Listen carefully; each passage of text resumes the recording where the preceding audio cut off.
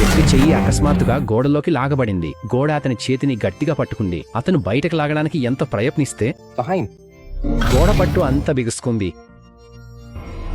సహాయం కోసం అతని అరుపులు విని అతని టీమ్మేట్ అతన్ని గోడ నుండి లాగడానికి పరిగెత్తుకుంటూ వచ్చాడు. కానీ అతని చెయ్యి గోడపై పిచ్చిగా కదులుతోరి. అదే సమయానికి మరో టీమ్మేట్ వచ్చింది.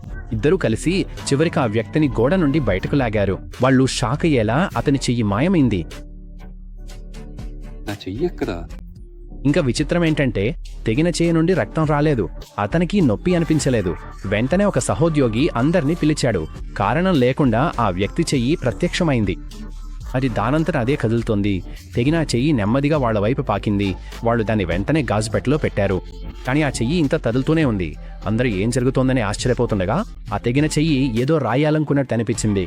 ఆ వ్యక్తి అందర్నీ పెన్నివ్వమని అడిగాడు. ఆ తెగిపోయిన చెయ్యి వెంటనే రాయడం మొదలుపెట్టింది. సావధానంగా వోల్కోవును కోసి తెరవండి. ఆ తర్వాత ఆ చెయ్యి చలనం లేకుండా పోయింది. వాళ్ళు వెంటనే వోల్కో పట్టను కోశారు. లోపల వాళ్లకు ఒక వింత గోళం దొరికింది. తర్వాత వాళ్ళు ఆ గోళాన్ని లొకేటర్లో పెట్టారు. కమ్యూనికేషన్ కోల్పోయిన వాళ్ళ స్పేస్ షిప్ వెంటనే రీస్టార్ట్ అయింది. భూమితో కమ్యూనికేషన్ కూడా పునరుద్ధరించబడింది. ఆ స్పేస్ షిప్ సూర్యుడికి అవతల వైపు ఉందని లొకేటర్ చూపించింది. చివరకు భూమికి తిరిగి వెళ్లే మార్గం దొరికిందని భావించి వ్యోమగాములు సంతోషించారు. కానీ అప్పుడు వాళ్ళకి భూమి నుండి ఒక సందేశం వచ్చింది.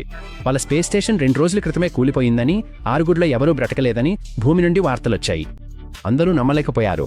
ఈ సమయంలో స్మిత్ అకస్మాత్తుగా చెప్పాడు వాళ్ళు బహుశా కాలంలో అంతరిక్షంలో ప్రయాణించి మరో సమాంతర విశ్వంలోకి వచ్చారని. అంతేకాదు, ఇప్పుడున్న భూమి ఇకపై వాళ్ల భూమి కాదు. ఒక స్పేషల్ అనోమలీ కారణంగా ఆ వ్యక్తి చెయ్యి బహుశా తెగిపోయి ఉంటుంది. దాంతో ఆ గుంపు చాలాసేపు వాదించింది. చివరికి వాళ్ళు ఈ భూమికి తిరిగి వెళ్లాలని నిర్ణయించారు. అయితే ఈ మహిళ దాన్ని రిపేర్ చేయడానికి వేర్ హౌస్కి వెళ్ళినప్పుడు ఆమె కాళ్ల కింద అకస్మాత్తుగా ఎక్కువ నీరు బయటకు వచ్చింది. ఇదొక స్పేస్ స్టేషన్లో జరగడం అసాధ్యం. అకస్మాత్తుగా ఎయిర్ వెంట్స్ నుండి నీటి ప్రవాహం బయటకు చిమ్మింది. ఆ మహిళ నిరాశతో సహాయం కోసం అరిచింది. నీరు వేగంగా వేర్ హౌస్ను నింపేసింది. మిగతా వాళ్ళు హ్యాచ్ తెరవాలని చూశారు. కానీ అప్పటికే చాలా ఆలస్యం అయిపోయింది.